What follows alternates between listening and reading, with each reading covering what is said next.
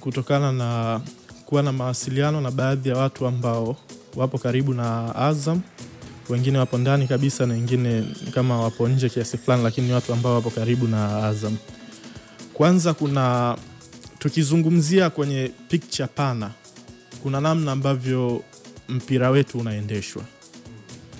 Kuna namna ambavyo ukitaka kushindana na hizi club kubwa, kuna baadhi ya vitu ambavyo lazima uwe tayari kucompete nao. Na inawezekana ikawa ni vya nje ya uwanja ambavyo havipo kwenye football ya kawaida. Kama utakuwa haupo tayari kushindana nao kwenye engo hiyo, hakuna namna ambavyo unaweza ukaishi nao kwenye meza moja hata siku moja. Na sio kwamba Azam hawavijui, wanavijua na washawahi kuvifanya na vikawalipa, waliwahi kupata taji. Lakini baada ya pale hawakuamua kuvirudia.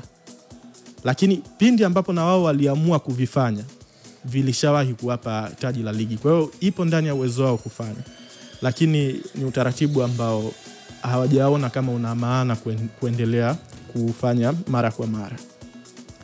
Na ni vitu ambavyo vipo wazi kwa mtu ambaye anafuatilia football. Ni vitu ambavyo vipo wazi kabisa.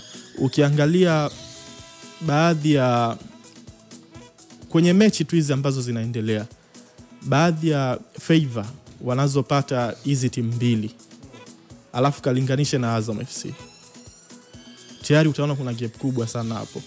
Rudi kwenye hizi timu mbili kubwa kwenye mechi za ligi, lini wamewahi kunyimwa haki zao za msingi za moja kwa moja, penalty, goli na vitu kama hivyo?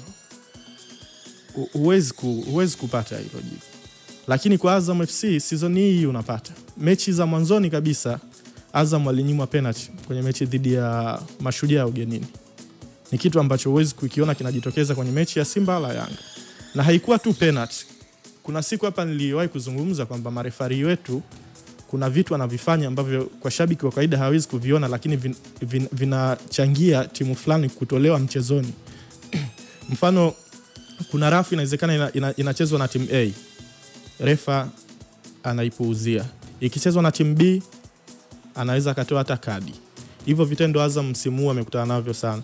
Nilizungumzia hata kwenye mechi ambayo walifungwa dhidi ya Singida. Refa kuna namna ambavyo alikuwa anawatoa mchezoni wachezaji wa Azam. Kuna foul wakicheza wachezaji wa Azam, refa anaweka foul, wakicheza wachezaji wa Singida anaminya. Kwa hiyo ile automatically inakuwa inawatoa wachezaji wa Azam mchezoni. Nasiri, nimekuelewa vizuri, na ni jambo ambalo limekuwa likirudiwa, na kuna wakati mimi mpaka nafikiri pengine kimekuwa ni kichaka cha Azam FC kujifichia. Tuondoke kwenye NBC Premier League, tuondoke kwenye CRDB Federation Cup, twende kwenye ligi ya mabingwa pamoja na kombe la shirikisho barani Afrika. Huko na hapo nakutana na marefa wa Kitanzania, nakutana na Watanzania pia, ama mfumo ni tofauti kabisa. Na ndio maana kuna kipindi hapa nilisema kuna matatizo tofauti na ni engo kama mbili ambazo naona zinawasumbua. Hiyo ni engo moja ambayo pia ina nguvu kweli kweli, na wala haiwezi ikafumbiwa macho. Na wao tayari wamekwisha kubali. Washakubali kwamba hiyo hawezi. Kwa hiyo kwao sasa hivi tuwahesabu kama ni washiriki. Hiyo hawezi kufanya. Lakini ndio kama nilivyokuambia mwanzo, walipoamua kuifanya ili walipa.